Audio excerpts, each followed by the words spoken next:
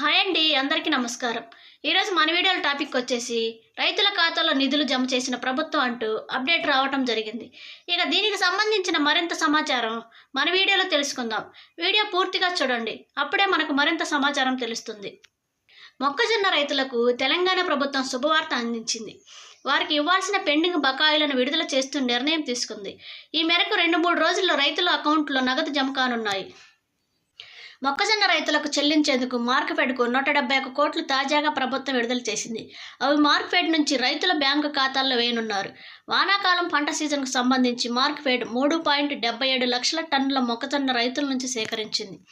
దాదాపు 78,500 మంది రైతులు వీటిని విక్రయించారు.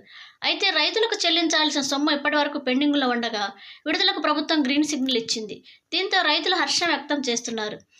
తొలి దశలో మొక్కజొన్న రైతులకు చెల్లించేందుకు ప్రభుత్వం 735.39 కోట్లు విడుదల చేసింది. అనంతరం ఇప్పుడు 171 కోట్లు రిలీజ్ చేసింది. రైతులకు సొమ్ము కోసం ఎప్పటినుంచో ఎదురు చూస్తున్నారు. ఎప్పుడెప్పుడు విడుదల అవుతాయే అని చూస్తున్నారు. 2-3 రోజుల జమ కానుండటంతో రైతులు హర్షం వ్యక్తం చేస్తున్నారు.